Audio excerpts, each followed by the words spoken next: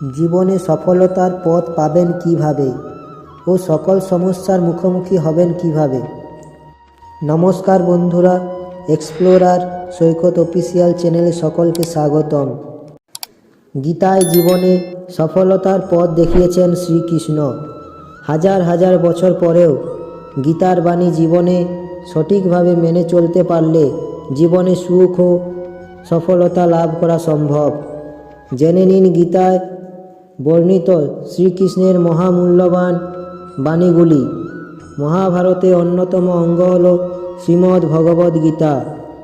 কুরুক্ষেত্রের যুদ্ধ শুরু হওয়ার ঠিক আগে অর্জুন নিজের আপনজনদের বিরুদ্ধে যুদ্ধ করবেন না বলে ঠিক করে অস্ত্র নামিয়ে রাখেন।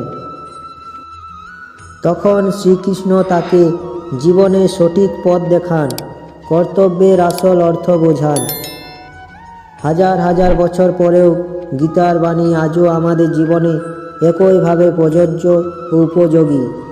শ্রীমদ্ ভগবদ্ গীতায় জীবনের আসল অর্থ ব্যাখ্যা করেছেন শ্রীকৃষ্ণ।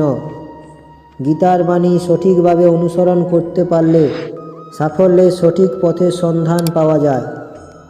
সেই কারণে আমাদের প্রত্যেকেরই গীতা পাঠ করা জরুরি, কারণ গীতার বাণী জীবনে সাফল্যের মূল ভিত্তি। আজ আমরা সেখান থেকে গীতার মূল কিছু বাণী তুলে ধরব।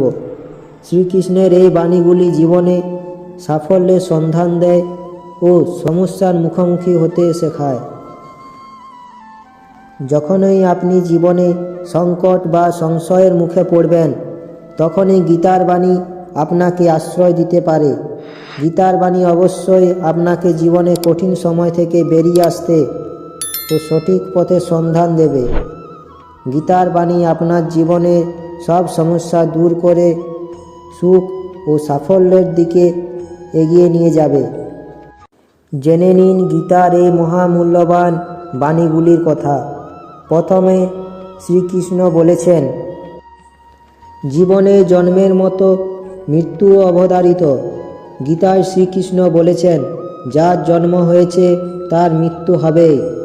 তাই মৃত্যুর কথা ভেবে আতঙ্কিত হওয়ার কিছু নেই, বা প্রিয়জনের মৃত্যুতে ভেঙে পড়ারও উচিত নয়। এরপর শ্রীকৃষ্ণ বলেছেন, কোনো মানুষের সবাইকে সন্দেহের চোখে দেখার প্রবণতা থাকে। কোনো কারণ ছাড়াই এরা সবাইকে সন্দেহ করেন, কিন্তু যারা অন্যকে সন্দেহ করেন তারা জীবনে কখনো সুখী হতে পারেন না। অন্যকে সন্দেহের চোখে দেখলে সম্পর্কে ভালোবাসা ও পারস্পরিক আস্থা নষ্ট হয়ে যায়।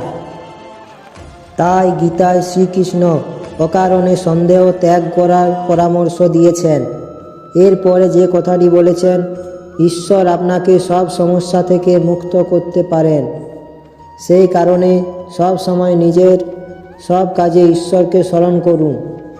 গীতায় শ্রীকৃষ্ণ বলেছেন, যে ব্যক্তি ঈশ্বর চিন্তা করে জীবন কাটান তিনি মৃত্যুর পর সরাসরি ঈশ্বরের কাছে পৌঁছে যান। তারপর শ্রীকৃষ্ণ বলেছেন, আপনি যদি বুদ্ধিমান হন তাহলে নিজের বুদ্ধি কোনো ভালো কাজে ব্যবহার করুন। নিজের বুদ্ধি কোনো খারাপ কাজে ব্যবহার করবেন না। কোনো ষড়যন্ত্রে নিজেকে লিপ্ত করবেন না। স্বার্থহীনভাবে সমাজের ভালোর জন্য কিছু করুন। এর ফলে আপনি সমাজে যেমন মান সম্মান পাবেন, তেমনই নিজের মনে প্রসন্নতা অনুভব করবেন। গীতায় শ্রীকৃষ্ণ সব রকম আসক্তি থেকে মুক্ত হওয়ার পরামর্শ দেন। কারো প্রতি অকারণ মুগ্ধতা কখনোই কাজের কথা নয়। বিশেষ করে নিজের শরীরের প্রতি কোনো রকম টান থাকা উচিত নয়। এই নশ্বর দেহ একদিন পঞ্চভূতে বিলীন হয়ে যাবে। তাই শরীরের প্রতি কোনো রকম মোহ মায়া রাখবেন না। সব আসক্তি ত্যাগ করে সত্যের পথে এগিয়ে চলুন। এরপর শ্রীকৃষ্ণ বলেছেন, লোভ, রাগ, ঈর্ষা হলো আমাদের সবচেয়ে বড় শত্রু। এই তিন শত্রু আমাদের নরকের পথে নিয়ে যায়। সেই কারণে লোভ, রাগ, ঈর্ষা সম্পূর্ণভাবে ত্যাগ করুন। এই সব শত্রু নিজের জীবন থেকে দূরে রাখলে আপনি জীবনে সফল ও সুখী জীবনযাপন করতে পারবেন। এই ভিডিওটিতে শ্রীকৃষ্ণের কিছু বাণী তুলে ধরার চেষ্টা করলাম। আশা করি আপনাদের সকলে ভালো লাগবে। ভালো লাগলে চ্যানেলটাকে সাবস্ক্রাইব ও একটি লাইক করবেন ও সকলের কাছে শেয়ার করবেন।